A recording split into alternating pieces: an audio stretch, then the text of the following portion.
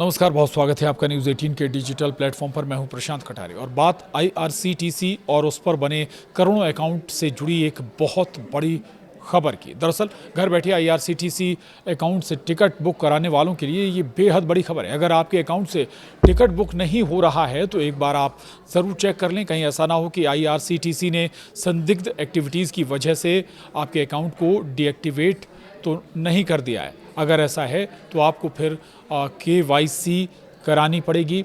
ये बड़ी महत्वपूर्ण खबर ख़ास तौर से उन लोगों के लिए है जो लगातार अकाउंट्स के ज़रिए आईआरसीटीसी पे बने अकाउंट के ज़रिए अपने टिकट बुक कराते हैं। दरअसल ट्रेनों में ऑनलाइन रिजर्वेशन करने वालों के लिए बड़ी खबर है।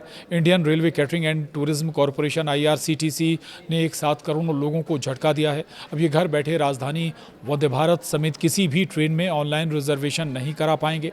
इन सभी का आईआरसीटीसी अकाउंट डीएक्टिवेट कर दिया गया है। आईआरसीटीसी द्वारा उठाए गए इस एक्शन की वजह क्या रही और किस तरह दोबारा से चालू इसे कराया जा सकता है, ये भी जान लीजिए। आईआरसीटीसी दलालों द्वारा टिकट बुक कराने पर लगाम लगाने के लिए एआई का इस्तेमाल कर रहा है। इसके लिए तमाम तरह के पैरामीटर बनाए गए हैं जिससे पता चल सके कि कौन वास्तविक यूजर्स हैं और कौन गलत तरीके से दलाल के जरिए टिकट बुक कर रहा है। आईआरसीटीसी ने एआई की मदद से 9 करोड़ यूजर्स को संदिग्ध पाया। इसके बाद दोबारा से एआई की मदद से रिव्यू कराया गया जिसमें 3 करोड़ यूजर्स की एक्टिविटीज़ बहुत ही ज़्यादा संदिग्ध पाई गई। इस आधार पर इन 3 करोड़ अकाउंट्स को तुरंत ब्लॉक कर दिया गया है, यानी इन अकाउंट्स के दोबारा से एक्टिव होने की कोई संभावना नहीं है। अभी करीब 6 करोड़ लोगों या अकाउंट्स पर ताला लटका हुआ है। आईआरसीटीसी के CMD संजय जैन ने बताया है कि पहले दौर में 3 करोड़ अकाउंट्स को पूरी तरह से ब्लॉक कर दिया गया है।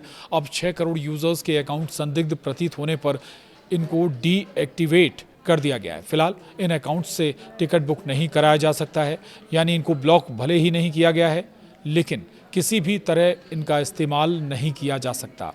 अब सवाल है कि क्या ये सभी 6 करोड़ यूजर्स फर्जी हैं? तो CMD ने बताया कि भले ही ये 6 करोड़ यूजर्स वास्तविक हों पर इनकी एक्टिविटीज़ एआई को संदिग्ध लगी जिसकी वजह से इन्हें फौरी तौर पर डीएक्टिवेट कर दिया गया है। अब ये भी समझ लीजिए कि अकाउंट कैसे दोबारा शुरू हो सकते हैं। तो संजय जैन ने बताया कि 6 करोड़ डीएक्टिवेट किए गए अकाउंट्स को दोबारा से शुरू कराने के लिए KYC करानी होगी। ये KYC उसी तरह से होगी जैसे बैंकों या दूसरे सरकारी संस्थानों में होती है।